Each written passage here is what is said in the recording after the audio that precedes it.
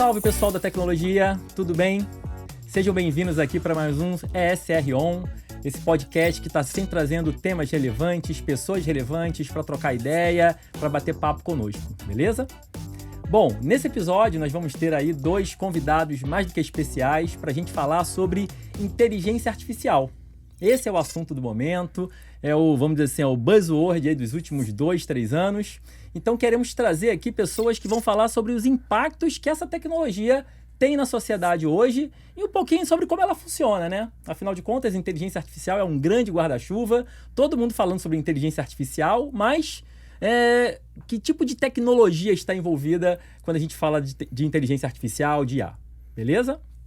Então, para falar sobre isso, a gente trouxe aqui um convidado que, cara, é fera no assunto, tem muita experiência e hoje ele é diretor do Instituto Bering, que faz parte da PUC-Rio, mas além disso já trabalhou na IBM, enfim, ele vai falar um pouquinho da trajetória dele, que é o Renato Cerqueira. Obrigado aí pelo convite, prazer aí conversar com vocês aí hoje. Legal, Renato. Muito obrigado pela tua presença, a gente está muito feliz com ela. E para compor essa mesa, a gente também trouxe aqui ele que é o diretor-geral aqui da SR, já participou de episódio com a gente, sabe muito sobre tecnologia também, que é o Leandro Guimarães. Tudo bom, Leandro? Tudo ótimo, Luiz. Obrigado, Renato, pela presença, pelo papo que a gente vai ter aqui. Estou bem animado, bem ansioso aí pelos temas que a gente vai abordar, que a gente vai discutir. Muito ansioso, vamos embora. Isso aí, vamos lá. Bom, pessoal, a gente está diante aqui do Renato, que é pesquisador na área, né? Então, quero aproveitar bastante essa sua bagagem, essa sua experiência, né, Renato, sobre o impacto que a inteligência artificial hoje está provocando não só na área profissional, mas na sociedade como um todo, né, no nosso cotidiano. Eu acho que desde Alan Turing, né, desde a invenção do primeiro computador, nós, seres humanos, sempre sonhamos em ter máquinas que pudessem pensar, né? Então, em 1950, Alan Turing já trazia essa questão, né? Será que um computador consegue pensar como uma pessoa? Não à toa surgiu o termo inteligência artificial. 75 anos depois, né, no momento que a gente está histórico, contextual e vamos dizer assim, da onde a tecnologia chegou, você acha que a gente está preparado para responder essa pergunta, né? E até te pergunto assim, será que isso faz parte do escopo do Instituto Bering? Queria que você falasse um pouquinho também sobre o que é o Instituto. Tá ótimo. Excelente provocação essa. Uma coisa interessante sobre essa pergunta, né? De se as máquinas pensam ou não seriam capazes de pensar. Aí voltando, você fez essa referência ao trabalho do Alan Turing, que ele conseguiu de uma maneira muito inteligente lidar com essa questão, né? Se as máquinas seriam capazes de pensar ou não, mapeando isso para uma coisa mais operacional, né? E aí tem um trabalho dele que ele propõe exatamente o teste de Turing, que seria como ele transformou essa pergunta em se você conseguiria passar pelo teste de Turing ou não, né? Onde seria um sistema computacional que você, ao usar, você não saberia dizer se você estava falando com uma pessoa ou com um computador, né? Isso digamos que é uma redução da pergunta se a máquina é capaz de pensar ou não, mas tornou bem operacional esse teste, né? Eu acho que tem um desdobramento nisso, quando você pergunta se as máquinas são capazes de pensar ou não. Se a gente faz um paralelo com o que o Turing colocou como referência naquele momento, hoje em dia as tecnologias de chat que a gente usa enganam muito bem, né? Eu vi, né, sem querer te cortar, não, mas eu vi que, inclusive, há um ano atrás, o ChatGPT já passou pelo teste de Turing em 75% dos casos, né? Achei bem interessante isso, né? E uma coisa que eu acho que isso provoca, mais do que a resposta para a pergunta, é definir o que é pensar, né? Então, acho que tem uma provocação nesse ponto, e cada vez mais que a tecnologia avança, a gente dobra a meta, vamos dizer assim, né? Sempre aparece um novo desafio, né? A gente conseguiu bater essa barreira daqui, mas falta alguma coisa. Então, acho que isso tem um efeito colateral dessa questão, que é fazer a gente pensar no que realmente significa, né, a capacidade de pensar quando a gente cai nessa preocupação, será que as máquinas vão substituir o ser humano, nos obriga a pensar também sobre o que nos diferencia, o que nos torna único, né? Sim. Então, acho curioso, depois de tantos séculos, a gente não ter uma resposta robusta para essas perguntas, mas que vão muito além da tecnologia, né?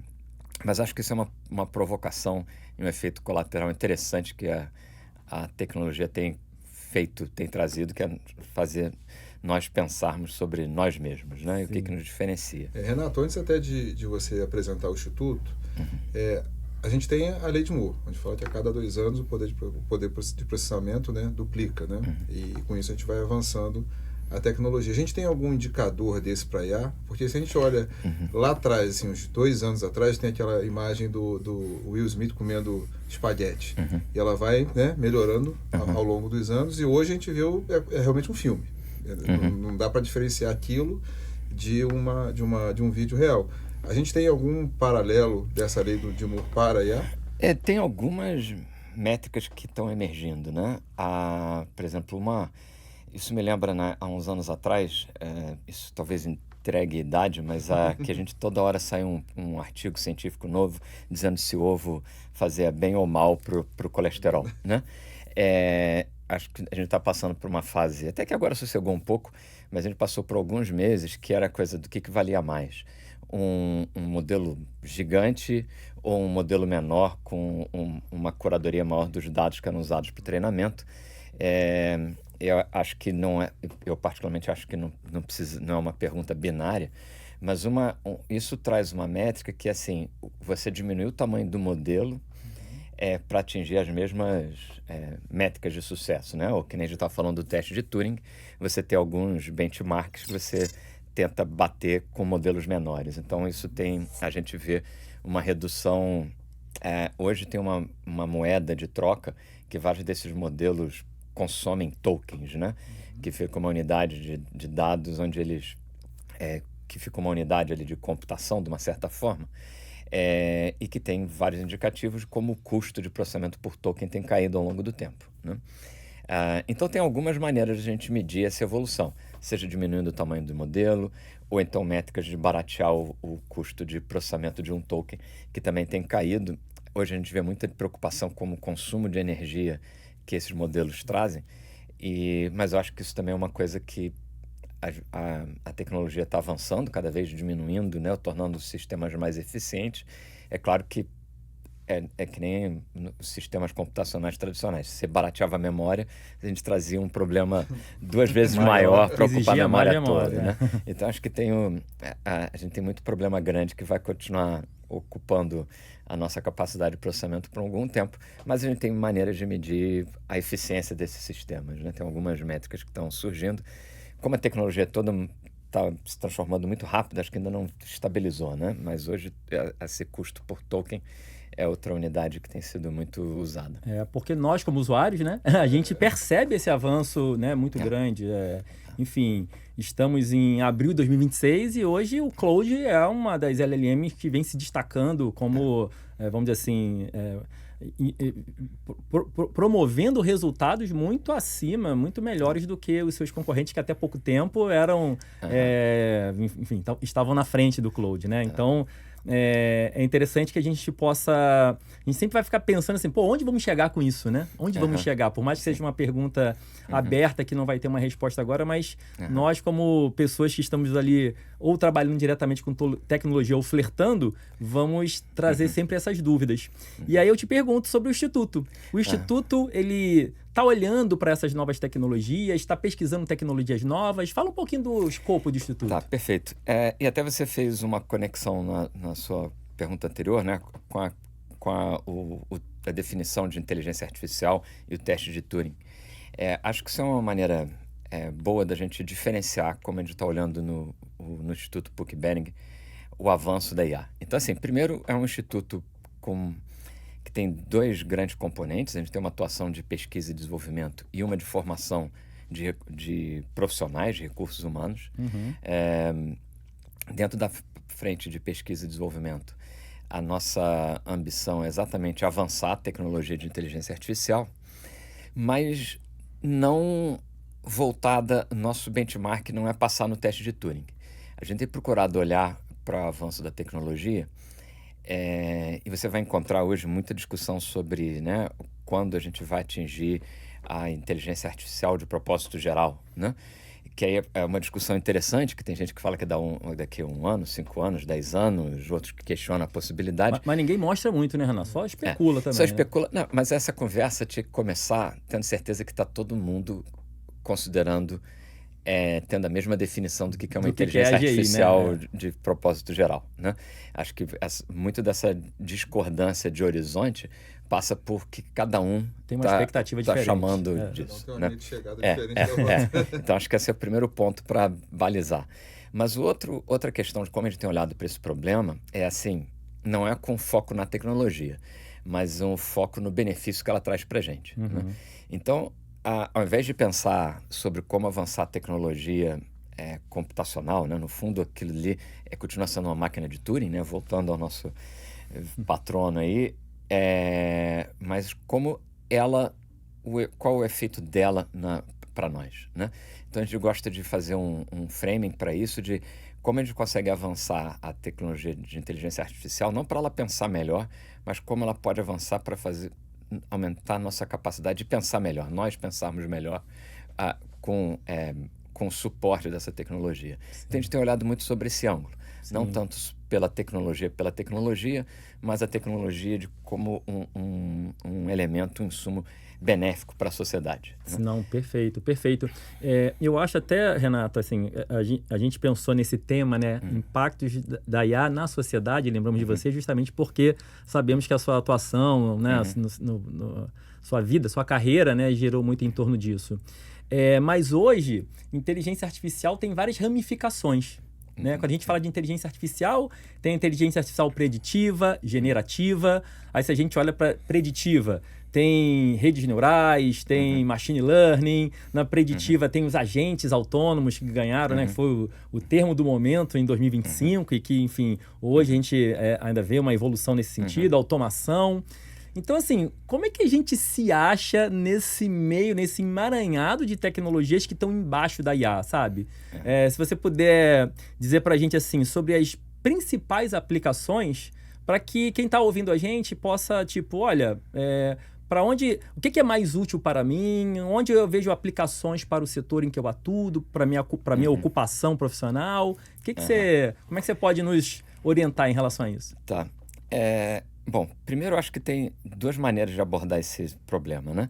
Tem simplificando bastante, que é entender a inteligência artificial como...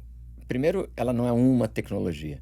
Isso tem sido uma armadilha que eu acho que a nossa sociedade está enfrentando muito, que a gente reduz em vários contextos o pessoal falando de inteligência artificial pensando na ferramenta XYZ da empresa fulaninha, sim, né? Sim. E que é mais do que isso.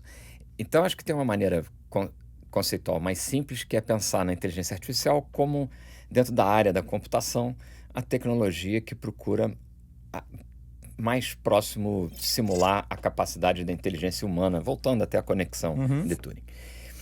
Tem uma definição de alguns autores que eu acho interessante de inteligência artificial, que coloca a inteligência artificial sempre como a fronteira da computação. Sempre quando a gente atinge uma determinada, que agora já virou passado, vira a inteligência artificial um novo horizonte, né, como a gente estava falando há pouco, um novo desafio para aproximar da capacidade, né, intelectual humana. Essa é uma maneira interessante de definir inteligência artificial, que está sempre em movimento, né? Sim. Essa é uma leitura que eu acho interessante. No mundo que as coisas estão tão aceleradas, essas fronteiras ficam nebulosas, né? Essa é uma simplificação. A outra versão que eu acho que nós da área devemos ajudar a esclarecer é que debaixo desse grande guarda-chuva existem várias tecnologias realmente, né? Cada uma com um determinado propósito. Agora, você falou uma coisa interessante sobre como elas se aplicam para um determinado problema. Isso, tirando casos muito isolados, eu diria que quase todo problema relevante para a gente discutir o uso de uma tecnologia como inteligência artificial vai demandar uma combinação de técnicas. Dificilmente você vai conseguir resolver só, por exemplo, com uma IA generativa. Quando a gente tenta fazer isso, que é um obstáculo totalmente desnecessário e talvez modista, porque está todo mundo usando esses modelos GPTs, vamos ter que resolver tudo com esse GPT, você cria restrições artificiais e perigosas, né? Eu acho que é interessante olhar cada problema e ver qual é o melhor desenho tecnológico para tratar aquilo. E, de um modo geral, a gente precisa de uma combinação de técnicas. É muito difícil, mesmo em visão computacional, caso clássico de apoio a diagnóstico médico, né? Que tem um processo de interpretação de imagem, que é um tipo de técnica. Mas você quer traduzir aquilo, provavelmente, para um laudo, que você vai usar uma outra técnica para gerar um laudo em linguagem natural para aquilo, né? Sim. Você provavelmente vai querer conectar isso dentro de um processo mais complexo que vai envolver outras técnicas. Você vai poder usar um modelo preditivo para ver um potencial tratamento para uma condição observada. Então, geralmente, a gente vai precisar lançar mão de mais de uma técnica para a construção desses sistemas. Sim. Tentar resolver um problema complexo com um modelo só é quase ajustar o seu problema à solução. E não o contrário, buscar uma solução para um problema complexo. Agora, olhando esse universo que a gente tem, tanto de problemas quanto de soluções, né? A gente vive num universo, né, num mundo onde o letramento digital ainda está muito incipiente. Se a gente for olhar, né, na totalidade da população global, a gente não tem o acesso globalizado à tecnologia de uma maneira geral e o entendimento do uso da tecnologia de uma maneira geral. E o que eu observo no entorno, né, na minha bolha social, digamos assim, é que tem muita gente que meio que furou a fila. Ou seja, ao invés de entender tecnologia, já está usando inteligência artificial. E aí, utiliza as informações da inteligência artificial como se fosse parâmetro de vida, né? Então, assim, esquece que a inteligência artificial depende de dados, esquece que a inteligência artificial pode alucinar, esquece que a inteligência artificial que você está usando talvez não seja o ideal para aquilo que você está querendo fazer, né? Aquilo que você está falando em relação a utilizar vários modelos para resolver problemas complexos, né? Como é que você enxerga esse processo, se a gente tem alguma forma da gente acelerar esse processo de letramento digital para que esse gap de competências de IA, que a gente consiga resolver ou pelo menos reduzir um pouco esse gap de competência? Isso, Leandro, é um desafio interessante. Eu acho que talvez um dos maiores que a gente tem hoje de como a gente abordar esse problema. Essa questão do letramento, acho que realmente tem uma dimensão e tem alguns estudos mostrando de quanto, apesar da gente viver numa bolha onde a gente tem a sensação que é uma adoção generalizada, mas a gente dá 2 passos e começa a perceber que nem tanto. Mas tem um problema, não é só um problema de disseminação. Acho que tem um problema no core que a gente não sabe o que disseminar. Vamos combinar, a gente está falando de tecnologias que a gente parece que, assim, a gente fala de 2 anos. Outro dia eu estava num evento falando, como você mencionou o Claude Code, né? Isso é um fenômeno de 6 meses e como isso está mudando a prática de vários profissionais, ou pelo menos dessa bolha que cria essa impressão, né? Eu acho que a gente tem um problema grande hoje que ninguém tem uma resposta sobre como fazer, como adotar essas tecnologias. Então, acho que isso é um problema central. A maneira que a gente tem olhado para isso e dada a velocidade, né? Por um lado, a gente tem a gente está sendo atropelado por avanço e disseminação da tecnologia sem um entendimento claro a gente discute como funciona, dos impactos que ela vai trazer para o ser humano, para as atividades, etc. Mas o trem já está andando, né? Como a gente não vai conseguir parar o trem, né? Há uns 2 anos atrás, É um trem-bala. Então a gente vai precisar, acho que, aprender aprender fazendo, né? Acho que a gente não vai dar para parar, não dá uma reduz, ou que nem há 2 anos se discutiu, nós vamos parar de fazer pesquisa em IA para a gente entender o que está acontecendo.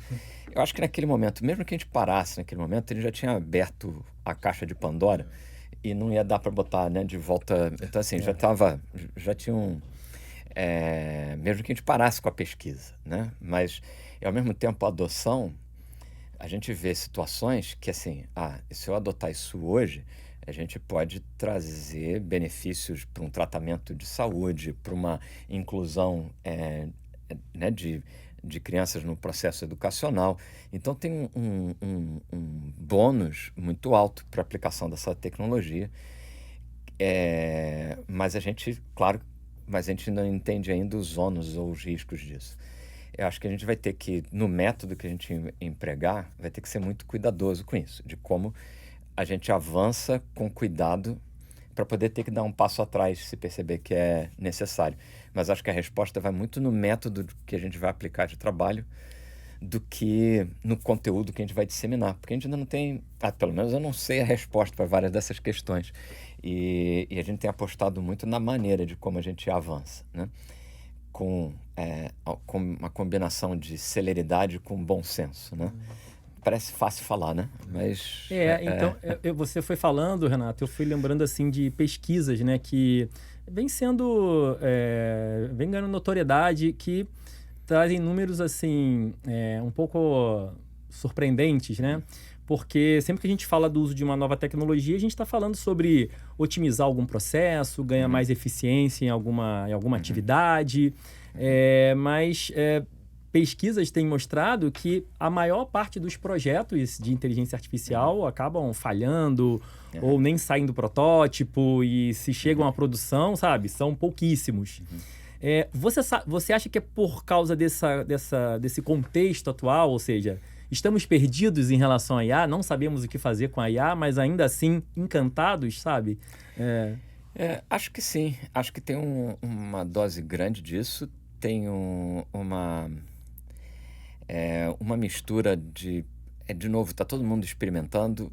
A gente teve uma disseminação, acho que quando o ChatGPT, o modelo que apareceu quando o ChatGPT foi um mecanismo enorme de botar na mão de todo mundo uma tecnologia que já existia há algum tempo, né? Então, o ChatGPT não foi um avanço de inteligência artificial. Foi um avanço de UX, né? Exatamente. Foi um avanço de interface do... Eu conheço várias pessoas que criticam que foi uma interface muito perigosa. Mas se o objetivo era aumentar a disseminação, foi certeira, sucesso, né? Então, se esse era o objetivo, foi... porque realmente isso caiu na boca do povo, literalmente. Mas o modelo de IA que está por trás dali já existia há algum tempo, com várias imperfeições já conhecidas, mas certamente essa exposição a esse número de usuários tem permitido o avanço dessa tecnologia também a passos largos. Sim, né? sim. Acho que poucas vezes algumas dessas tecnologias abrem hoje acesso a dados e experimentos que nunca foi possível fazer na humanidade antes, né? Sim. O que dá para se estudar sobre o comportamento humano com os diálogos dos usuários com esses chatbots online, né? Imagina o quanto pano para manga pode sair dali. Exatamente. Eu acho que tem sim uma afobação, primeiro na adoção dessas tecnologias. Alucinação humana. Alucinação humana, exatamente. Muito mais perigosa do que a tecnológica, eu acho. E talvez uma expectativa de retorno talvez equivocada, ou a maneira como essas tecnologias têm sido aplicadas muito arriscada, né? Sim. Então, acho que eu tenho visto... É sempre difícil, arriscado generalizar, mas eu vejo muitas estratégias perigosas de adoção, né? Sim, sim. Muitas vezes imediatista, o retorno imediato ignora vários desafios que vão além do tecnológico, aquilo gera uma frustração, né? Deixa algum stakeholder insatisfeito e mata. Então, acho que tem uma precipitação em vários níveis, até na precipitação na expectativa de resultado. Perfeito, perfeito. E aí eu queria estender para você, Leandro. Você que está à frente de uma escola como a SR, enfim, que tem um papel importante de formação, né, de profissionais de TI. Como é pensar sobre esse futuro que, cara, não sabemos exatamente qual vai ser? Qual o papel que a IA vai ter dentro de um ecossistema de TI, por exemplo, pensando numa instituição pública, numa grande empresa, enfim. Como é que você está pensando o futuro da escola, né? E trazer isso para que os nossos profissionais estejam cada vez mais preparados para lidar com essa tecnologia que, de novo, é um trem que não vai ter retorno, mas, ao mesmo tempo, há um grande desconhecido, né? Então, como é que você lida com isso à frente da ESR? Assim, eu fico mais tranquilo ou menos preocupado com a fala do Renato. Ou seja, a mesma preocupação que ele tem em relação à formação, eu também tenho. Sim. Porque é muito difícil a gente ter uma previsibilidade acima de 2 anos. Eu fui num congresso específico de inteligência artificial para educação. Era um congresso internacional que teve em Recife. Pessoas do mundo inteiro, profissionais que trabalham, e era o 26º congresso, ou seja, tem 26 anos que eles estão discutindo o tema. E lá eles estavam lançando como se fosse um compêndio sobre inteligência artificial na educação. E lá não falava nada sobre LLM. E aí eu achei interessante a fala do presidente do congresso, ele fala da sociedade, ele falando, olha, a gente acabou de lançar esse livro e ele já está desatualizado, porque a gente não está falando de LLM. E está todo mundo falando de LLM. Sim. E aí a gente está falando de um grupo altamente especializado, que já está trabalhando com IA, vi várias palestras ali sobre aplicabilidade de IA em várias fases da parte do processo de educação. Incrível. Só que a caixa de Pandora tinha acabado de ser aberta e eles não sabiam o que fazer com aquilo. Era aquele bicho estranho em cima da mesa e fala, e aí? O que a gente faz com isso? Né? Acabou o nosso emprego, porque todo mundo agora tem acesso, ou não? Agora que a gente vai começar efetivamente a trabalhar. Exato. Então, para o lado da escola, a gente vem trabalhando ao longo dos 20 anos, trabalhando a base de conhecimento, né, das equipes, né, e dos profissionais de TI que a gente tem aqui no Brasil. A gente começou lá atrás falando de infraestrutura, então era algo relativamente mais previsível, porque você depende de algo físico conectado para aquela instituição estar conectada. Sim. E a partir dali fazer o uso, né, da rede. Quando a gente fala nesse nível de IA, a gente se preocupa muito mais na governança, né? E aí, desde a governança de dados com a governança de IA. Então, o que a gente está preparando, que a gente vem lançando desde o ano passado, tanto na trilha de IA quanto na trilha de dados, é muito mais voltado para a governança. Porque o uso em si da IA, tem 1 milhão de cursos disponíveis já na internet de como você utilizar, como configurar, como melhorar a performance. De aplicações, de né? aplicação, como é que eu acoplo o meu negócio àquela IA. Então, eu não vou me preocupar com isso. Eu vou me preocupar e muito mais porque a grande parte das nossas instituições clientes são instituições públicas. Então, eu preciso garantir que todas as instituições públicas do Brasil entendam os riscos, entendam como acoplar a IA e toda a parte de governança de dados à estratégia deles. Que não adianta chegar a uma universidade e falar, temos uma IA agora que vai apoiar os alunos, mas os dados vazam, mas as informações que os alunos pesquisam não estão disponíveis. As informações que os professores precisam em relação àquela performance do aluno, se o aluno vai evadir ou não, também não está disponível. Ou seja, desenvolver uma IA para atender uma dor que talvez não seja de ninguém. Então, como é que eu faço para garantir toda essa governança desse processo e o entendimento e o atendimento das dores principais daquelas instituições? Não, perfeito. Acho que é uma estratégia bem interessante, porque se estamos no momento de experimentação, como é que a gente habilita as instituições para fazer essa experimentação com segurança, né? Sem vazar dados, etc, etc, né? Porque as pessoas vão usar, né, Renato? Inclusive, aqui a gente faz o dever de casa, cara. Então, assim, você disse uma vez, né, que a sua maior preocupação era com a inteligência humana, mais do que com a inteligência artificial. Então, como a gente está dizendo, olha, as organizações estão utilizando, estão testando, estão fazendo seus esboços, protótipos e algumas com seus projetos aí de sucesso, né? Mas o que você quis dizer com essa frase? Que a sua preocupação é... Você está mais preocupado com a inteligência humana? Tá. Conta pra gente. Acho que foi inteligência natural que eu usei para fazer o contraponto com a Perdão. artificial. A gente tem que tomar cuidado com o que a gente fala, né? Isso persiste, né? Estamos de olho, cara. Mas é verdade, porque eu acho que, assim, essa é uma questão, hoje toda hora surge essa preocupação sobre os riscos que a inteligência artificial traz. Se vai tirar emprego, se vai nos imbecilizar mais ainda, ou noto mais ainda. E tem mas assim, ela ainda não tem vontade própria, né? Então eu acho que tem minha preocupação muito atualmente é com a nossa capacidade de discernimento de como usar essa tecnologia ou qualquer outra, né? A gente vê como a nossa sociedade vem adotando outras tecnologias como redes sociais, né? O uso desenfreado de telas. Então, assim, a gente já vinha num processo não saudável em várias dimensões, por consciente ou não, por, né, escolhas próprias. Agora aparece uma outra tecnologia que tem um aspecto que eu acho que várias dessas tecnologias de IA já vinham desde de 2010, 2011, com o surgimento do Deep Learning ganhando muito a adoção, mas quando a gente quebrou uma barreira de como lidar ou manipular, no bom e mau sentido, linguagem natural, isso que abriu a caixa de Pandora e uma tecnologia que a gente nunca teve antes, nada parecido. Antigamente, né, sem querer te cortar, mas a gente tinha que programar, aprender a linguagem das máquinas para conversar com as máquinas. Agora elas entendem nossa língua, exatamente, né? Aparentemente, né? Porque às vezes nós mesmos não entendemos, se elas já entenderam, já é um avanço, né? A gente tem que aprender com elas. Não é porque a gente sabe falar que sabe se comunicar, é verdade. Exatamente. Esse é um risco.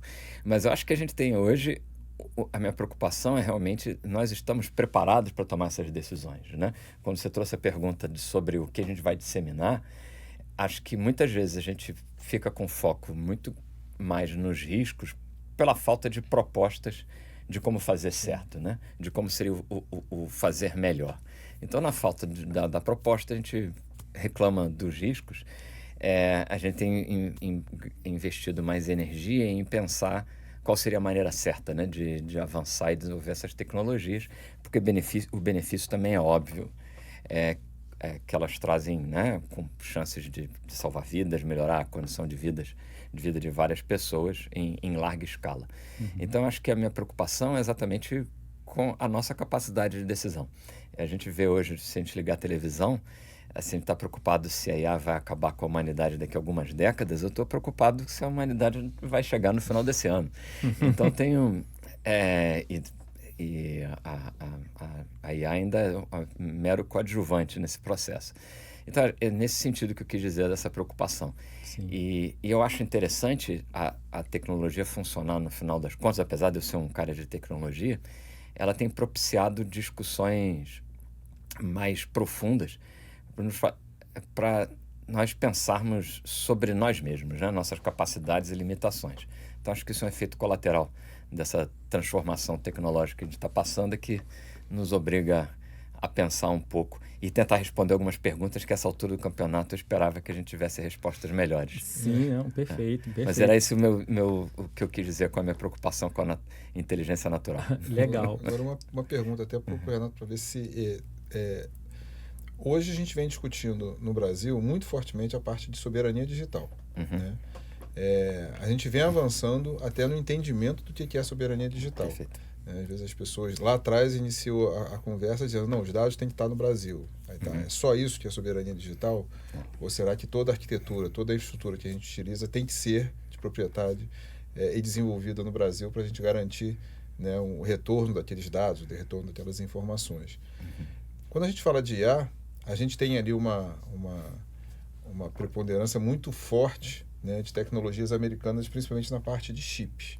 Né? E eu vejo que para você desenvolver um chip é muito complexo, é muito complicado e muito caro.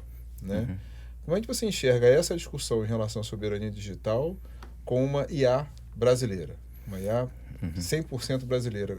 Se isso conflita ou se isso ainda é um moonshot aqui para o Brasil para a gente conseguir ter uma inteligência artificial 100% brasileira, onde eu garanto desde a GPU até o modelo que eu vou utilizar. Como é que você enxerga isso? Essas questões, eu gostaria que elas tivessem respostas simples, né? Mas elas não têm, né? Não tem. Então, assim, eu acho que o objetivo de uma IA 100% nacional, isso me lembra um pouco o que a gente tentou fazer aqui no Brasil há algumas décadas atrás, na época da reserva de mercado, e que não deu muito certo. Numa pesquisa que eu fiz. Oi? Eu li numa pesquisa que eu fiz lá atrás, não participei disso. Não participou disso. Pois é, eu também li, né? Eu também li online já na Wikipedia. Então, assim, isso me preocupa um pouco. E considerando aquela coisa do trem-bala, se a gente almejar ter o stack inteiro, é melhor a gente desenvolver nossos skills de contar história, escrever livro de história, porque a gente não vai participar dela. Talvez a gente possa contar. Então, acho que essa meta é perigosa. Isso não quer dizer que a gente não deva avançar em paralelo iniciativas em diferentes nichos, mas eu acho que a gente tem que ser mais intencional nas áreas que a gente investe nossa energia. Acho que todo mundo vai concordar que a gente não tem recursos sobrando no nosso país. Poucos países acho que poderiam se dar ao luxo disso hoje em dia, de investir em todas as áreas com a mesma energia. Então, acho que a gente tem que pensar e escolher bem as nossas batalhas. Essa questão da soberania, como você falou, é interessante ver como essa discussão vai avançando. É parecido com a definição de inteligência artificial, ou o que é inteligência, que cada vez que você resolve é só trazer os data centers para cá para guardarem os dados. Eu brinco assim, eu acho que o data center é uma parte dessa história, mas tem vários outros elementos nesse stack que são importantes. Por exemplo, os dados. Mas assim, a gente vai garantir a nossa soberania tendo esses dados residindo aqui no Brasil. Acho que é uma redução, né, do problema. Se amanhã ou depois acontecer qualquer coisa, o fato desse data center e todo o stack estar aqui nos garante alguma coisa, né? Eu acho que a gente tem que pensar na cadeia toda, no stack todo, não só na infraestrutura básica, mas acho que os dados são uma coisa muito valiosa, porque isso acaba trazendo muito do contexto, do conteúdo que a gente produz. Então, acho que dado é uma riqueza muito importante que a gente tem que cuidar.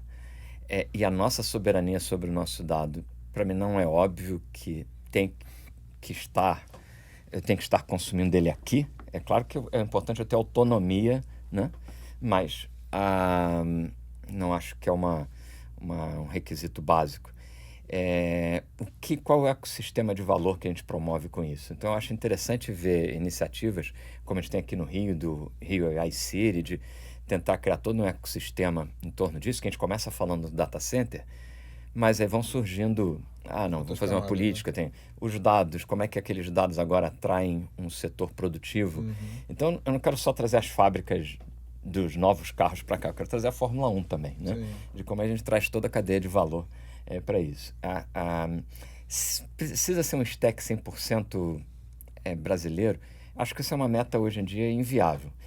E, sinceramente, eu acho que desnecessário. De novo, não quer dizer que a gente não deva investir em pesquisa e desenvolvimento em todo o stack. Pode ser que sim, mas se a gente for esperar isso tudo avançar junto, a gente perdeu totalmente o bonde da história. E você falou em algum momento sobre a otimização da IA, né? E como a gente pode, quando o Leandro falou sobre a lei de Moore, né? E hoje a gente tem uma tendência que são as SLMs, né? Então, talvez, será que faz sentido a gente ter uma SLM brasileira para resolver problemas brasileiros, que vai gerar conteúdos, pensando na generativa principalmente, trazendo conteúdos mais personalizados para nós brasileiros, para as empresas brasileiras, para os problemas brasileiros? Será que isso faz algum sentido a nível de negócio, assim? O que você acha? Eu acho que, assim, agora começa a falar um lado muito mais técnico, né? Eu aposto muito nessa camada de especialização, né?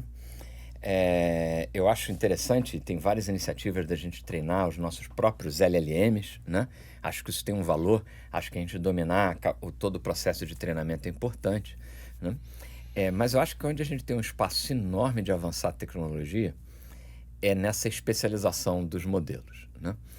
Os SLMs, né, dos Small Language Models, que são esses modelos já especializados para um contexto mais específico, que tem vários desdobramentos, inclusive uma melhor eficiência computacional, né? Então, eu acho que isso daí é uma área onde a gente podia se especializar muito, porque isso conecta com os dados. A gente estava falando onde a gente tem muito dado local que a gente pode usar para especialização desses modelos. Num primeiro momento, a gente pode pensar, usar esses dados para fazer o fine-tuning de um modelo maior. Uma vez isso, você poderia pensar em modelos menores especializados. Eu acho que aí tem um nicho interessante, tanto de contribuição tecnológica, um espaço onde a gente pode ocupar, como o Brasil, Sim. e de um valor prático muito grande. Sim, perfeito. Você acha que é viável a gente conectar os SLMs em alguns mediums LMs para depois alimentar um LLM, ou seja, criar camadas de conexão de modelos de linguagem? Pensando muito, aí eu faço um paralelo até com a parte de médico, né? Minha família se tratava com um médico que era local. Então, às vezes, eu estava sentindo alguma coisa, ia lá e falava, isso aqui é esse negócio aqui, porque eu já estou tratando aqui na região. Sim. Já tive 10, 15 casos parecidos com o seu e o diagnóstico é esse. Se eu fosse para um outro médico em outro bairro, talvez ele não tivesse essa percepção. Sim. Né? Então, criar Ou ia essas demorar camadas, mais para chegar a esse diagnóstico. Né? Aglutinar esses dados, esses processamentos de informação, né, para poder gerar um dado mais... Sim, a resposta técnica é sim. Hoje já tem muito trabalho combinando, fazendo combinações de um modelo treinar o outro. Tem vários trabalhos desses. Eu acho que também tem uma outra questão interessante nisso, mais filosófica talvez, pensando nisso. Quando a gente pensa na coisa do... Há uns anos atrás tinha uma discussão. Vamos apostar em modelos monolíticos ou composição de modelos. Para mim essa é uma discussão meio sem sentido, porque você sempre vai poder compor os modelos, dependendo de ser grande ou não. Então, eu já achava que partia de uma premissa meio equivocada. E tem uma coisa, quando a gente pensa na coisa do modelo monolítico, eu acho que ele cai numa armadilha que, assim, a gente fica preocupado de a gente estar querendo criar uma tecnologia para substituir o ser humano, ele é quase tentando uma tecnologia para substituir qualquer definição que a gente possa ter de uma entidade divina, né? Onde é onisciente, e que eu acho que já por construção seria uma abordagem equivocada. A questão dos modelos especializados, aí isso vale tanto para os Small Language Models ou para modelos que foram passaram por um processo de fine-tuning, de calibragem, né, para uma determinada aplicação, é reconhecer que é interessante você ter esses modelos especializados. E a gente fala muito nessa área tecnológica dessa tecnologia de inteligência artificial eliminar o bias, né, o viés. Eu acho isso, com perdão assim, da sinceridade, uma balela. Assim, sempre... eu acho que praticamente tudo que a gente cria carrega um viés Só do se for eliminar criador. um viés pelo outro viés, né? Quando eu ouço falar alguma coisa sem pêndulo, viés, né? para mim, quando eu ouço uma coisa sem viés, para mim significa aquela coisa com o meu viés. Então, assim, é o não. Igual os cariocas, a gente fala assim, não, mas a gente não tem sotaque. Exatamente. Então, acho que essa é reconhecer essa especialização. Eu acho que é interessante reconhecer como uma tecnologia que nos permite trabalhar com essa diversidade de ponto de vista. Então, você não tem que escolher entre um A, o B ou C. Você trouxe a coisa do médico, você poder ter modelos treinados com diferentes perspectivas ou com experiências e depois você trazer esse conjunto de especialistas para opinarem sobre um determinado problema, né? Então, acho que isso é uma maneira... muito mais escalável do ponto de vista computacional, né? Se a gente pensar numa maneira estritamente técnica, e de uma maneira mais, uma perspectiva mais humana, é uma maneira da gente assinar embaixo do valor da diversidade de perspectivas, né? Então é uma maneira da gente traduzir isso também em cima de um alicerce tecnológico. Então eu aposto muito nessa vertente da especialização dos modelos. Legal, muito mais útil, né, para o resultado final, afinal de contas. Acredito eu. Pegando também suas especialidades, né, Renato? Também, de novo, estudei sobre você, cara. E vi que você tem toda uma especialização sobre cocriação de humano e IA. E hoje se fala muito nos copilotos, né? Os famosos copilotos. Eu acho que todo mundo, né, que está assistindo aqui, já chega no trabalho, abre a sua ferramenta de IA, já tem a sua abinha ali para conversar, fazer brainstorming, analisar dados, etc. Qual é o impacto disso para nós, para os seres humanos, né? Será que a gente está deixando de pensar? Será que a gente está terceirizando o nosso raciocínio para IA? Essa é uma pergunta, de novo, daquelas que eu acho que... essa é, para mim, uma das mais fundamentais nessa discussão inteira. E o porquê dessa... Né, eu comecei a olhar para essa dimensão anos atrás de um colega meu lá professor lá de Natal, que ele viu que a gente fazia, até num outro contexto, né, de desenvolvimento de sistemas distribuídos, que foi uma área onde eu comecei minha carreira como pesquisador e que sempre foi com uma vertente muito pragmática. Então ele olhou assim, isso que vocês estão fazendo é um problema de interação humano-computador, né? De como o desenvolvedor, quem construiu um sistema distribuído de larga escala, como ele podia fazer isso de uma maneira mais eficiente. Isso não reduz para um problema de interação humano-computador, onde o humano ali, o usuário, é o próprio desenvolvedor. E de uma certa forma, é nessa mesma vertente que eu olho para o problema também de inteligência artificial. E eu acho que tem dois aspectos aí. E é uma das razões, lá voltando ao Instituto, né? A gente procurou tem montado, né, um time bem multidisciplinar, né, onde a gente tem doutores em design, antropologia, filosofia, além de um monte de computeiro que nem eu, né?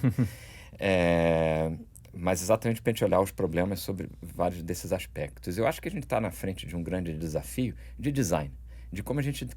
Às vezes a gente fala da tecnologia de IA que parece que foi um meteoro que caiu na Terra e a gente aceita aquilo como nos foi apresentado. Não, aquilo foi criado por nós, né? E de novo cai naquele problema da falta de propostas positivas, a gente fica metendo malho. Por isso que a gente investe tanto em entender isso e como desenhar melhor essas tecnologias. E passa por um problema que você trouxe sobre essa delegação, a terceirização de pensar. E eu, outro dia, estava lendo bem recente, uma coluna no New York Times de um profissional de comunicação, colocando... E o perigo de algumas analogias que a gente faz, por exemplo, com a calculadora, né? Que a gente está fazendo Estou fazendo um offload, né? Estou tirando uma carga cognitiva, passando por uma ferramenta que vai fazer aquele cálculo para mim, né? Como uma coisa mais inofensiva. Talvez, acho que eu não desaprendi tanto assim a fazer conta depois que comecei a usar a calculadora dentro de uma área de exatas, né? Mas esse autor também colocava um contraponto do risco entre essa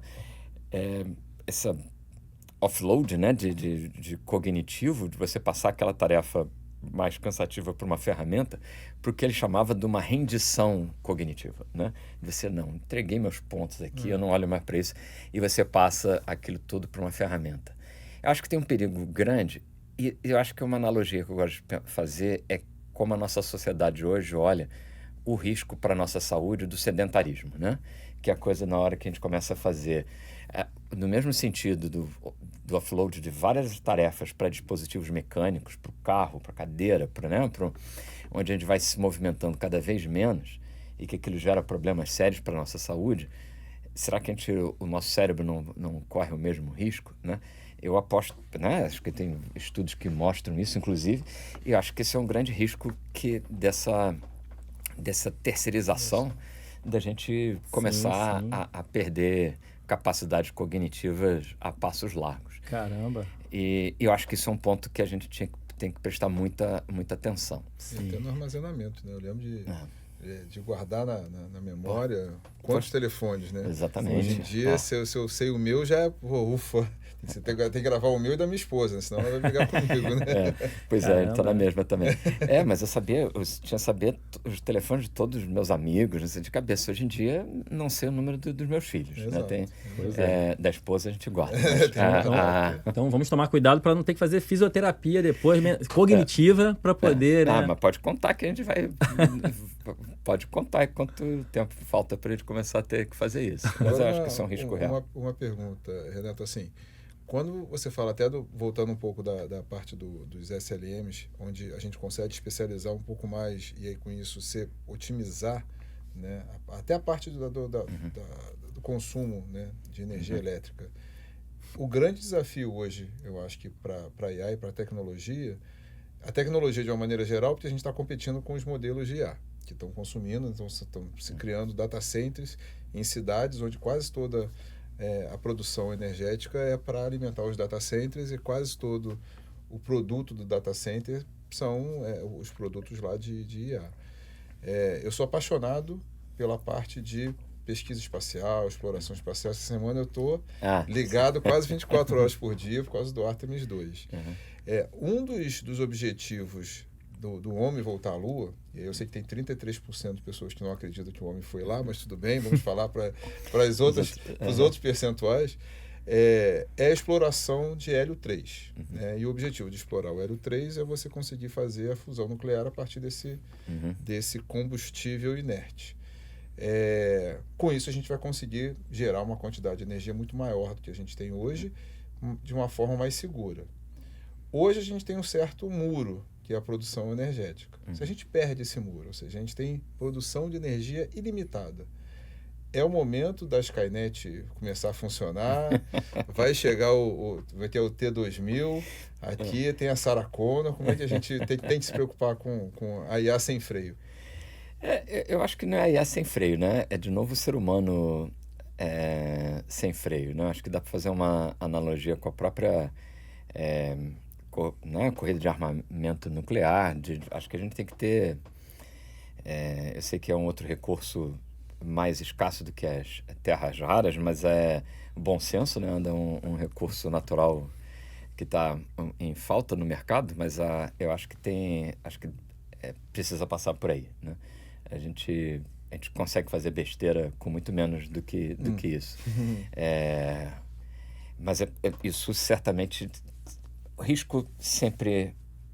A gente sempre vai ser capaz de fazer besteira. Mas isso, de novo, abre possibilidades super positivas para a nossa sociedade. Ontem mesmo eu estava vendo uma entrevista na TV sobre os desafios hoje que a gente tem de diagnóstico e de tratamento e principalmente de diagnóstico de transtorno de autismo, né? Onde claramente o uso de tecnologia pode ajudar muito, né? Isso só para citar um exemplo. Então acho que tem um benefício alto da gente avançar com essas tecnologias. Concordo com você que tem um potencial risco, mas, de novo, a gente não precisa de energia infinita para fazer besteira. Então, eu acho que a gente precisa resolver isso. O problema está muito em nós, na nossa sociedade. E acho que a gente tem que tratar por esse caminho. Será que em Marte a gente consegue resolver?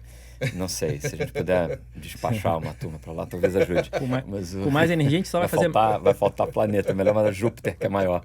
Com mais energia, a gente só vai escalar as besteiras que a gente é capaz de fazer, né? Mas a gente já tem... A gente também é criativo também, né? Somos muito criativos. E, Renato, queria puxar um outro assunto agora, que é em relação à confiança da IA.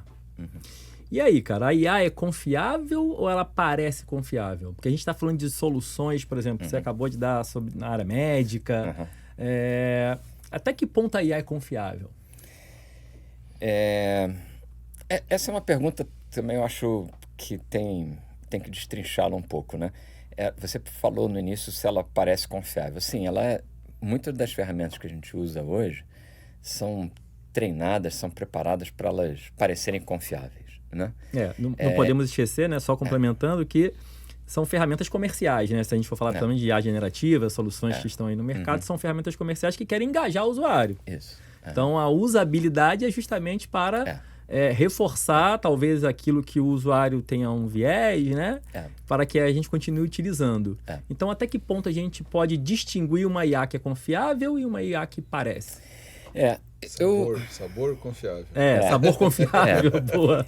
Eu acho que isso passa por uma educação. Eu acho que é um problema muito parecido com político, né? Político também, muitos parecem super confiáveis, mas será que são? Eu acho que isso passa por alguns princípios mais fundamentais da gente reconhecer. Eu acho que aí tem uma parte de uma comunicação mais clara pelos diferentes fabricantes sobre os limites das tecnologias. Sim. Agora, eu não gosto de também transferir toda a responsabilidade para eles, porque parece que a gente está isentando nossa responsabilidade nisso. Eu vejo muito que a gente gosta de ser enganado também, né? Ou porque não lê, até aqui os termos e ninguém clica aquilo para ler, né? Tudo bem que talvez seja apresentado de uma maneira não muito convidativa pra gente ler, mas, mas será que se fosse a gente leria? Né? Deixa a pergunta no ar. Então, acho que passa por uma questão de conscientização. Quem já estava sofrendo antes da IA começar, a gente já começou a sentir isso numa escala maior com as próprias redes sociais, né? Então, acho que passa por uma conscientização da gente sempre confiar nas fontes de informação. A gente está vendo isso muito hoje na fake news, né? De como é que a gente lida, você como profissional de comunicação, como é que você lida com a questão de fake news, né? Você vai confiar na fonte, né, potencialmente, como a fonte, você poder verificar, ter meios de poder verificar a fonte. Então, acho que a questão nós temos a tecnologia de IA hoje que parece confiável. Ela ser confiável, acho que passa por uma pergunta que vem junto, confiável para quê, né? Quando a gente pensa numa pessoa, a mesma pessoa pode ser super confiável como um pai, como um marido, não necessariamente com a mesma confiabilidade profissionalmente ou vice-versa. Então, acho que a questão da confiança vem confiável para quê, né? Esse é um ponto. E eu acho que passa para essa tecnologia poder ser digna de confiança, ela poder ser inspecionável. Acho que a transparência acaba sendo um problema mais central, de como você poder inspecionar aquilo. Aí a gente cai rapidamente, então os meus colegas computeiros caem na coisa não, mas os modelos de machine learning que a gente usa hoje, essas arquiteturas são intrinsecamente não explicáveis, ok, mas tem várias coisas ali que seriam explicáveis e que não são explicáveis. Por exemplo, você saber como o modelo foi treinado, com que dados foram usados. Isso não tem nada a ver com o algoritmo usado internamente. Sim. Essa transparência. E isso já explicaria muito, ou poderia dar uma percepção de como um modelo, até do viés, isso aqui foi treinado com determinado tipo de dado. Sim. Ele não vai fazer mágica, porque ele só foi usado com isso. Perfeito. Então a gente pode melhorar muito a transparência dessas tecnologias. De novo, no desenho dessas tecnologias, elas serem mais sinceras sobre os limites dela, nessa interação. Acho que isso também passa, de novo, em como a gente desenha o processo de interação. Sim. Então, acho que ainda tem muito trabalho a se fazer para tornar essas tecnologias mais confiáveis. Perfeito. Tem uma pesquisadora brasileira que é da área de design, mas que atua na área de computação há muito tempo. Ela viu uma palestra dela um tempo atrás, muito interessante. Ela visitando um museu de locomotivas na Inglaterra, e ela fez uma analogia interessante. Dentro desse museu tinha várias décadas de evolução da locomotiva, e da mais simples até a mais sofisticada que tinha daquilo ali, o princípio físico, né, que fazia aquele equipamento funcionar o mesmo, né, da combustão, é o mesmo princípio. E no início perdeu-se muitas vidas por conta de acidentes, motores que estouravam, de todos os tipos. E qual era a grande diferença da primeira locomotiva que tinha ali no museu para a mais moderna? Não era o princípio básico da física que tinha por trás, mas era uma observação interessante que era os equipamentos de monitoramento daquela locomotiva. A primeira tinha uma alavanca, vai para frente, vai para trás, e seja o que Deus quiser.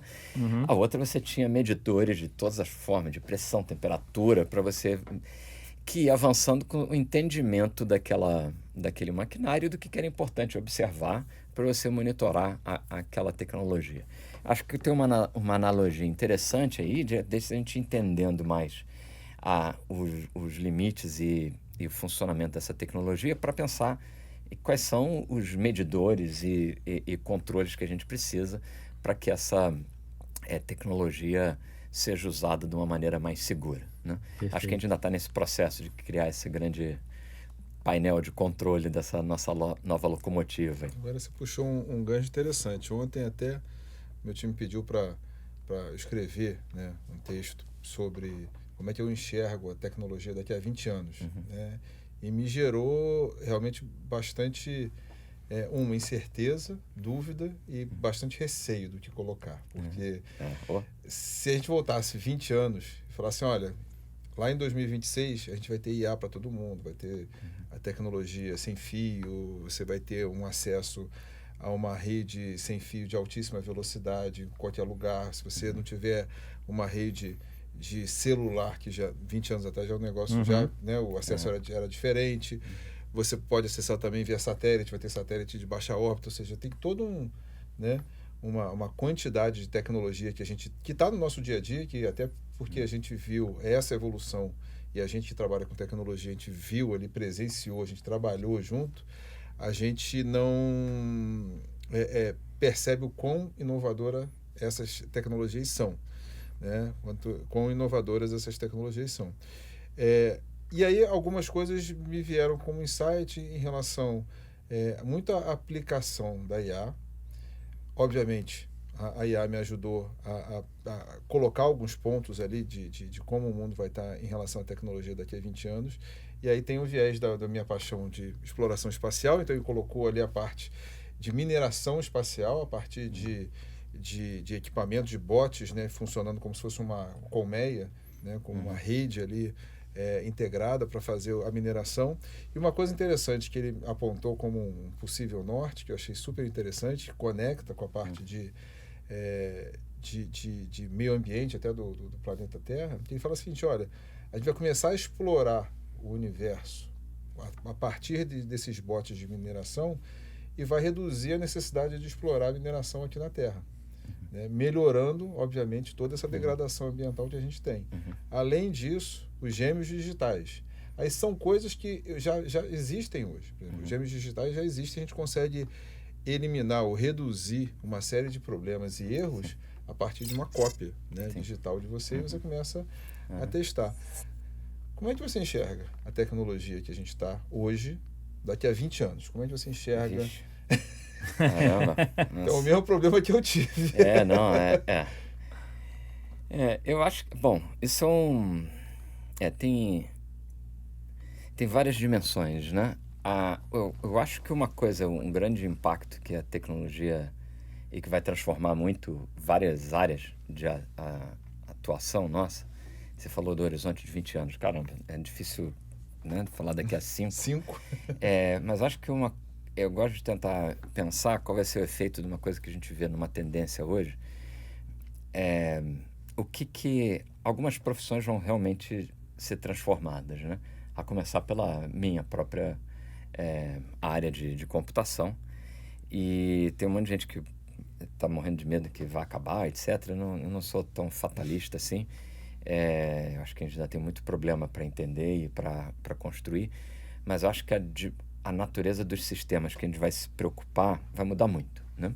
Então, quando você pensa num gêmeo digital, por exemplo, a gente pode fazer um gêmeo digital de simular esse microfone, fazer de uma usina nuclear, de uma cidade inteira. Isso cada vez, né, a gente pode aumentar um nível de complexidade nisso. E certamente você vai precisar de profissionais especializados para a construção desses sistemas crescentemente mais complexos. Mas uma coisa que a tecnologia que a gente tem hoje está abrindo a porta é empoderando muito o usuário da ponta, né? Você descreveu um pouco do que vocês estão tratando na parte de ensino, quando vocês estão muito mais preocupados hoje na parte da governança, da infraestrutura, dado que na ponta você vai ter várias opções que o pessoal pode ter uma liberdade de escolha. Isso a gente vê em vários setores, o desespero de vários setores de TI, em diferentes empresas. Já está todo mundo usando notebook ali, né, da ferramenta X, Y, Z, na ponta. Como é que eu controlo isso, né? Muito difícil, né, de controlar. Em alguns contextos, vazamento de dados, né? Aí tem coisas assim que tem que ter realmente uma cerca do gênero. Um limite. Né? Tem que ter um limite. Aí a coisa, quando entra de dado, olha, você não pode usar tais e tais ferramentas porque não tem garantia dos dados. Isso tem que... Nem disponibilizar, nem permitir a ingestão dos dados. Eu acho que entra também muito a questão da conscientização do que o controle de bloqueio. Porque eu acho que é muito difícil você conseguir fazer esse bloqueio. Muito difícil. Hoje em dia é muito difícil. Até com coisas mais simples já era difícil, né? Estava vendo um filme sobre o Edward Snowden, né? E ele pegando um dado lá do NSA, botando dentro de um cubo mágico, não sei o quê. Então, assim, é muito difícil. Eu acho que sempre tem aquela coisa de você criar uma dificuldade para sempre a criatura querer muito fazer aquilo. Então, acho que tem uma sensibilidade do dado que você pode sempre criar níveis de dificuldade extra, mas concordo com você que né, ainda mais na mão de brasileiro, a gente tem uma criatividade louca para esse tipo de coisa. Então, acho que isso é é difícil reverter isso, né? E mesmo com você garantindo a parte de segurança dos dados, em várias dessas soluções de nuvem, você vai ter à sua disposição um ferramental de IA gigante, Sim. que ainda é permitido, né?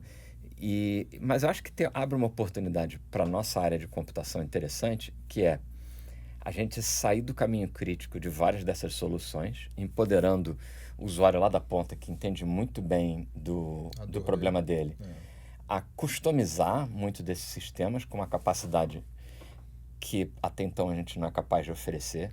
Quantas vezes a gente vê um sistema que a gente coloca hoje que é super premiado porque automatizou um processo que antes era uma grande dor de cabeça, daqui a 2 meses a gente começa a receber pedidos para evoluir o sistema. Pode fazer tal coisa? Falei, pô, não dá, o sistema não deixa, né? Aquela coisa do sistema não deixar, a gente não consegue avançar tão rápido, né? Talvez agora a gente esteja entrando numa nova fase que esses sistemas não só são mais mutáveis, como essa adaptação pode ser feita na ponta, né? Então, acho que isso vai ter uma transformação de várias profissões nisso, e eu acho que vai emergir... A gente ainda está deslumbrado com como essas tecnologias lidam bem com a linguagem natural. Essa é a grande, né? Uau, que fantástico. Mas a gente começou a usar outras linguagens de representação de conhecimento, não porque a gente não conseguisse se comunicar em linguagem natural, né? Mas até para eliminar a ambiguidade intrínseca da linguagem, etc. Eu acho que a gente vai observar cada vez mais uma diversificação. A gente, em linguagem de programação, chama de linguagens específicas de domínio, mas quase que dialetos de grupos profissionais, etc., para como expressar as intenções deles numa linguagem mais formal do que a linguagem natural, para você ter uma precisão da sua intenção. Ainda rudimentar, a gente tem um pouco disso, por exemplo. Tem engenharia de prompt para texto, engenharia de prompt para imagem, que difere, né? Então, talvez a gente vá para uma mega especialização dessas ferramentas, que eu acho que isso vai ter um impacto nas profissões bem profundo, né? Em várias profissões. Eu acho que isso vai afetar muito o nosso cenário daqui a 20 anos, né?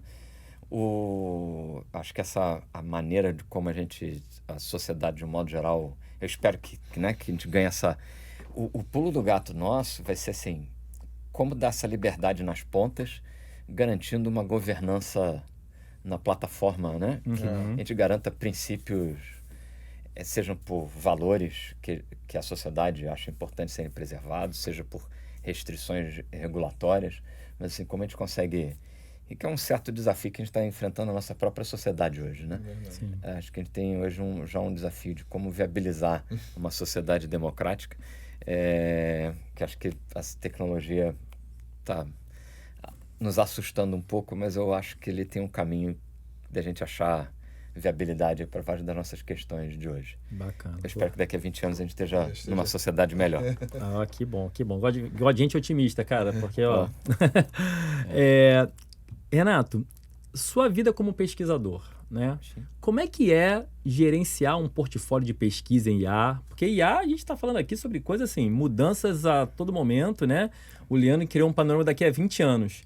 Eu, às vezes, daqui a 2 minutos eu tenho medo de ligar o celular e ver uma coisa nova, uma novidade que mudou, alguma coisa. Eu falo assim, agora que eu estava aprendendo, o negócio está mudando, né? E aí tem que aprender tudo de novo. Como é que é gerenciar um portfólio de pesquisa? E conta pra gente, cara, como é que é esse processo da pesquisa, enfim, desde o laboratório até a aplicação, até aquilo se transformar num produto, num serviço? Vixe, a gente tem quantas horas aí para conversar aqui? Apelei para o seu poder de síntese, né? Desculpa. Olha só, bom, começando, hoje é extremamente desafiador, né? Na época que eu fiz doutorado, a gente tinha um grande receio do aluno de doutorado, era naquela reta final da tese descobrir alguma outra tese que, né, tivesse sido publicada, que tivesse chegado naquele resultado. Hoje a gente, quase todo dia, toma sustos desse gênero. Sim. Então, assim, realmente, nessa área de IA, onde a gente tem uma parcela da comunidade, né, no mundo inteiro focada nisso, é impressionante o volume da produção. Tem nasce muita coisa, muita abobrinha, sim, mas você até fazer a triagem gasta energia nisso, né? Então, isso é um desafio grande. E aquela questão que você perguntou há pouco de fazer essa delegação, né? De como fazer essa filtragem, esse entendimento, sempre tem um limite perigoso, né? Eu não gostava, quando eu voltei a dar aula esse semestre, mas eu não conheço ninguém que goste de corrigir prova, mas eu acho que isso faz parte do pacote, porque na hora que você corrige a prova, você entende, você consegue verificar se o aluno entendeu, como entendeu o que você falou, né? Então, acho que aquilo é um mecanismo de feedback importante, né? Então, acho que tem um lado aí da pesquisa que acho que é difícil a gente fazer esse offload, mas a gente tem que aprender né, de como usar as ferramentas de maneira apropriada. A gente está nesse processo. O ciclo de feedback é muito mais longo do que em aula, como você falou, né? Então, isso é extremamente desafiador. Você trouxe... E que a gente acha que está o mundo inteiro aprendendo a fazer isso, né? E acho que tem um trabalho lá no grupo, a gente faz quase que terapia em grupo, né? Porque isso gera uma ansiedade, né? Então, isso é um problema, acho que todo mundo está enfrentando. Tem uma coisa interessante e que a gente trabalhava muito, a gente de tempos em tempos, há uns anos atrás, fazia o que a gente chamava de Technology Outlook, que estava sempre monitorando tendências e tentando desenhar cenários para frente. Hoje em dia a gente tem que fazer isso quase que diariamente, né? Tá monitorando isso. Criar um agente para fazer. De como apoiar e monitorar o que está acontecendo para você estar sempre ajustando. Eu acho que isso conecta com um ponto que você trouxe sobre o papel da tecnologia, né? E de trazer essa tecnologia da pesquisa. Tem uma outra dimensão que eu acho que hoje é extremamente desafiador, porque tem, por um lado, essa agitação, né, essa entropia toda no contexto de conhecimento, mas a gente tem na outra ponta, que são os problemas, também uma fogueira danada, né? Um monte de problema complicado. A gente, há poucos anos, a gente passou na pandemia, um fenômeno global onde a gente tinha uma comunidade inteira trabalhando em conjunto para tentar achar caminhos para combater aquilo, né? A gente hoje tem toda a parte de mudança climática, problemas de saúde mental, que é uma outra pandemia aí silenciosa atacando, né, o mundo inteiro. Então a gente tem vários problemas urgentes. Uma preocupação muito grande que a gente tem no nosso grupo lá de pesquisa lá no Instituto é esse senso de urgência, de como a gente avançar a tecnologia, não pela tecnologia em si, mas para ela ser um instrumento para nos ajudar a enfrentar esses problemas. Então não pode ser daqui a 10 anos, tem que ser, né, o mais rápido possível, porque senão a gente pode perder, né? Daqui a pouco nem precisa mais resolver o problema. Sim. Então tem um senso de urgência grande nisso, e aí traz outro elemento de como a gente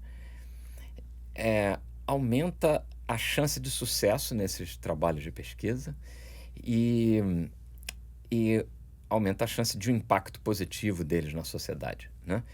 Que tipicamente exige que a gente vá além do paper, né? Além do paper que o trabalho acadêmico tradicionalmente é o grande marcador, né? A gente tem trabalhado muito sobre... o paper faz parte dessa jornada, mas o grande foco é assim, a tecnologia que a gente cria com a intenção de ter um efeito positivo em algum segmento da sociedade. Então isso traz uma outra dimensão de como articular isso, né? Primeiro, de ter os atores, os parceiros para ajudar nisso. O Instituto não vai fazer isso sozinho, então tem que trabalhar em rede. Vocês têm algum tipo de critério, alguma forma de identificar? Porque eu faço um pouco isso que você está relatando um pouco num cenário que a RNP tem. A RNP, quando vai fazer reuniões com os ministérios e tal, a gente brinca que a gente recebe lá, com quem a gente está falando, um balde de problema, que os problemas são jogados na mesa, dizendo quais que vocês vão resolver. Então, a gente fala, isso aqui eu consigo, isso aqui eu consigo, isso aqui eu consigo, isso aqui não é comigo. Então, eu vou pegar os problemas que eu consigo resolver, vou internalizar e a gente trabalha junto. Como é que esse balde de problemas chega para vocês aí? Eu acho que tem a gente vai muito nessa linha que eu diria que é uma agenda de pesquisa muito intencional, onde a gente desenha com a intenção de endereçar um determinado problema. E quando a gente vai para uma sessão dessa de ideação, vamos dizer assim, como você descreveu, é muito comum a gente pegar assim, nós temos os problemas que se a gente resolver tem um alto impacto positivo, baixo impacto, né? A gente costuma mapear um eixo também de viabilidade de implementação, né? E a gente geralmente tem aquele quadrante dos problemas assim, de alta chance de implementação, de alto impacto. Esse é o que a gente chama de no-brainer. Pô, vamos investir nesse cara daqui. Esse é um espaço onde a gente não vê, é claro que a gente...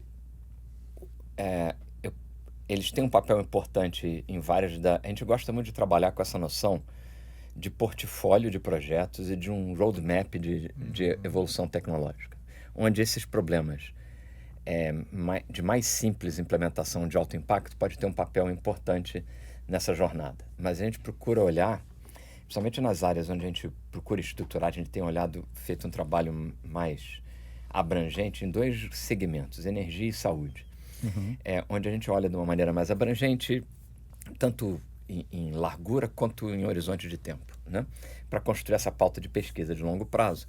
Mas a gente procura se posicionar lá no Instituto para ocupar um espaço mais raro da gente encontrar na nossa sociedade, que assim, a gente está interessado em problemas onde que hoje a viabilidade tecnológica é baixa, mas se a gente avançar a tecnologia disponível hoje numa certa direção, aquele problema que está no quadrante de alto impacto, mas de alto risco de implementação, se a gente resolver aquele problema tecnológico com o trabalho de pesquisa, esse cara sai desse quadrante e vai para o próximo. Então a gente, para pautar muito da nossa agenda de médio e longo prazo, a gente procura esses problemas de, poxa, aqui a gente conseguiria fazer um avanço tecnológico que habilitaria e abrir um novo, né, horizonte de possibilidades. Então a gente tem pautado muito o nosso trabalho nesse sentido, a gente já fez isso em outros contextos, né? A gente apesar do Instituto ser novo, a gente tem um time ali que já tem pesquisadores novos, mas tem um grupo lá que já trabalhou junto no passado, onde a gente tem muito essa cultura de montar um roadmap tecnológico, vai bem nessa linha. Então esse é um pouco, vamos dizer assim, do método que a gente trabalha, de como estruturar. Os problemas simples, eles têm de implementação, né? De preferência de alto valor, ele tem um papel importante nessa jornada para quebrar o gelo e você começar a botar o trem para andar, né? Mesmo dos problemas grandes, eu acho que um grande pulo do gato, problema grande, todo mundo vai rápido, temos que quebrar em passos incrementais, né? Todo mundo vai concordar, tipicamente concorda com isso. Aparecem os baby steps, né? Eu não sei se por ter tido gêmeos, a coisa dos baby steps, assim, no baby step é fundamental o neném também sorrir, né? Porque se ele só chorar para trocar fralda, etc., talvez o ânimo, né? Tem muita gente que prega que na evolução humana os espécies, né, mais sorridentes tiveram uma chance de sobreviver. Então o bebê tem que sorrir nesses baby steps. O que é isso? Sorrir e mostrar valor nesses passos intermediários, a nossa interpretação para isso. Sim. Então nessa construção desse roadmap a gente procura muito desenhar isso, mesmo nos problemas de mais médio e longo prazo, quebrar ele até porque é muito fácil você se perder em projetos blue sky, né? Então você quebrar isso em fases incrementais, você que gosta, né, de tecnologia aeroespacial, né? A gente trabalha muito com os TRLs, né? Technology Readiness Level, que nasceu muito nessa linha de como construir roadmaps tecnológicos complexos, né? E como pesquisador gosta de problema complicado, a gente sempre se mete numas enrascadas dessas. Mas a gente tem trabalhado muito nessa linha, como uma maneira de, aí interessando um pouco das 2 perguntas, né? Como uma maneira da gente navegar nesse mundo de tanta incerteza, né? Para ter aí vai naquela coisa do método de trabalho, né? A gente vai ter que aprender fazendo. Então, como ter uma maneira de trabalhar onde a gente vai vendo, opa, esse caminho tá legal, isso tá aqui, tá meio esquisito, vamos ajustar a rota né? Legal. Conforme a gente vai aprendendo. O próprio programa Artemis, né? Eu estava falando com a minha esposa sobre Artemis 2, ela falou, mas eles estão tão próximos da Lua, por que eles não pousam na Lua, né? Eu falei, não, porque o objetivo do programa não é esse. Desse Artemis 2 é só dar aquela meia volta na Lua, voltar, já estão testando outras coisas. Lá no Artemis 4 que eles vão efetivamente pousar. Aí que é o objetivo daquele programa, daquele projeto. Pessoal nerd é assim, vai fazer date, vai para falar sobre o foguete da Lua. Mas, pessoal, olha, a gente está indo já um pouquinho já no final do nosso episódio. Renato, boa parte dos nossos telespectadores aqui, né, da nossa audiência, são pessoas de tecnologia. Apesar do que, pessoal, nossos episódios não são só para pessoas de tecnologia, né? Cada vez mais os profissionais estão se tornando profissionais de tecnologia, mas a gente está trazendo aqui assuntos diversos. Inclusive, fica o convite aí para você colocar aqui nos comentários quem você quer ver aqui no nosso SR On, quais assuntos você quer, tá? Mas eu queria que você deixasse, assim, uma previsão, não sei se esse é bem o nome, mas talvez um recado sobre algum tipo de orientação. Vamos lá, o Leandro também acho que pode ajudar nessa. Para esses profissionais, que às vezes são pessoas que trabalham com desenvolvimento de software, engenharia de software, que eu sei que é mais o seu campo, mas também temos muitos profissionais, né, que, enfim, orbitam a escola, que são da área de infraestrutura, de segurança, principalmente, que é uma área tá super né, muito importante, né? Exato. Então, o que você recomenda para essas pessoas, assim, nesse momento, assim, sabe? Para quem quer se manter atualizado, relevante, né? Para você que está olhando, né? Não sei se é correto eu falar isso, mas você como pesquisador que está olhando para onde está a fronteira tecnológica, o que você recomenda? E o Leandro também, queria ouvir o Leandro também. Nossa, tem diferentes facetas. Uma coisa rápida sobre manter... Uma coisa que eu uso muito hoje para manter atualizado... Tem alguns grupos, e a IA pode ajudar naquela linha de pega um pouco o seu gosto e traz artigos pertinentes da área que você está atuando. Tem vários autores, boletins de compilação de artigos da área que já dá uma boa... ajuda bastante nesse trabalho, né, dessa terapia em grupo de lidar com essa complexidade. Eu acho que está antenado, procurar identificar fontes confiáveis, né, que estejam alinhadas com a sua perspectiva. É sempre bom ter um elemento de diversidade nisso. Acho que isso é uma coisa importante. Agora, acho que 2 skills para o profissional, principalmente de engenharia de software, que eu acho que vai passar por um processo de transformação grande nos próximos anos, eu acho que a gente tem que... Um fundamento que eu acho que o pessoal de computação tinha que estudar mais é exatamente entender melhor o sistema que a gente realmente está desenvolvendo. Geralmente o computeiro, quando vai desenhar um sistema, desenha um monte de caixinha e esquece todo o ambiente em torno. Adora diagrama, né? Adora diagrama. Mas nesse diagrama some todo o contexto vivo em torno daquilo, né? Eu acho que esse é um fundamento muito importante hoje para o profissional da nossa área, entender o o trabalho que ele desenvolve, onde ele vai ser inserido. Acho que isso é uma dimensão muito importante, e exatamente o curso de IA que a gente criou no ano passado lá na PUC tem um pilar, tem uma trilha inteira com foco muito grande nessa perspectiva. Isso a gente começa por IA porque é o curso novo, você tem chance de testar umas coisas novas, mas para ser sincero, qualquer área que crie tecnologia nova tinha que estar olhando para isso, né? E dentro da ciência da computação, então a gente tem... Estamos sempre desenvolvendo soluções para dores reais e para pessoas reais, né? Então, acho que a gente tinha que, do ponto de vista de conteúdo, a gente tinha que trazer mais e mais conteúdo, por exemplo, de design para dentro dessa nossa área, para entender o que a gente está criando, né? Onde ele se insere e o que essas tecnologias vão habilitar para nós fazermos. Então, acho que isso é uma dimensão importante para a gente estudar. E a questão, a gente falou um pouco sobre essa questão da formação, mais e mais a figura da educação continuada vai ser fundamental. E esse processo contínuo de lifelong learning. Lifelong learning, que é um grande desafio hoje até para os modelos de machine learning também, é a mesma expressão, né? Colocam como outro desafio, que é um desafio para nós mesmos. Sim. Então, o lifelong learning, eu acho que é a grande futuro, tanto para nós quanto para as tecnologias artificiais também. A gente tem apostado muito nessa vertente lá de pesquisa. Então, acho que isso é uma recomendação forte. E uma terceira recomendação é aprender a trabalhar em grupo, especialmente com outras disciplinas. Eu acho que isso é um skill muito humano, né? Que vai ajudar a nos diferenciar dos robôs. Sim. Mas eu acho que até pela sociedade cada vez mais complexa, Sim. eu acho que aprender a trabalhar em grupo, e não só em grupo dos seus pares, mas em grupo de pessoas que complementam o seu conhecimento, isso é fundamental.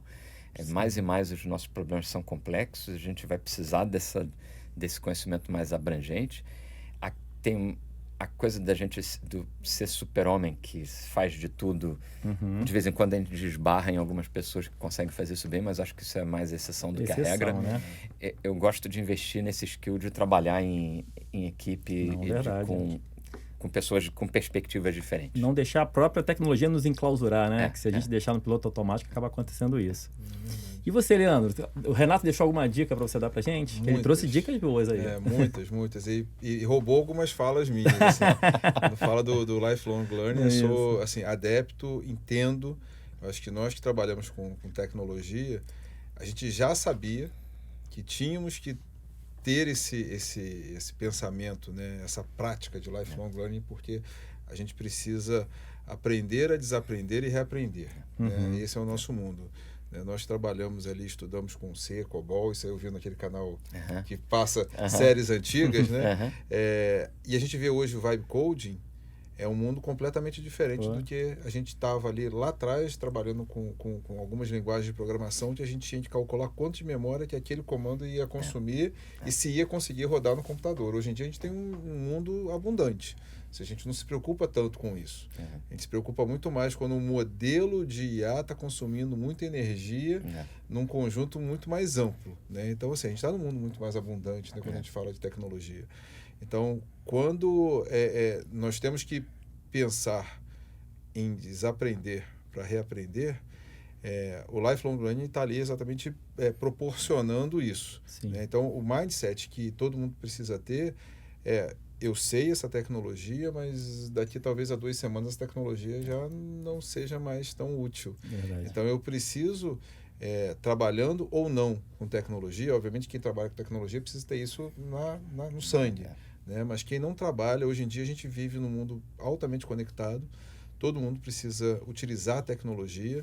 Eu fico extremamente orgulhoso, minha mãe tem 86 anos e utiliza a tecnologia, utiliza o WhatsApp, utiliza as redes sociais, então eu fico maravilhado, porque ela, com a idade que tem, altamente conectada. Né? Então, para mim é um exemplo, né, a ser seguido, porque eu não sei se eu, com 86 anos, como é que vai estar o mundo, né? Como é que eu vou estar, mesmo sendo profissional de tecnologia, como é que eu vou conseguir, né, utilizar a tecnologia e efetivamente contribuir com algo.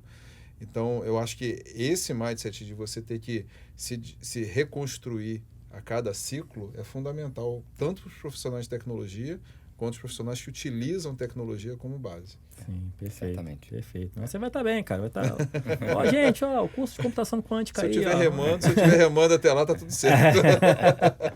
É isso aí, gente. Boa. Olha, Renato, muito obrigado pela sua presença. Obrigado a você, mesmo. foi um ótimo papo. Leandro, reforçou demais aqui o episódio.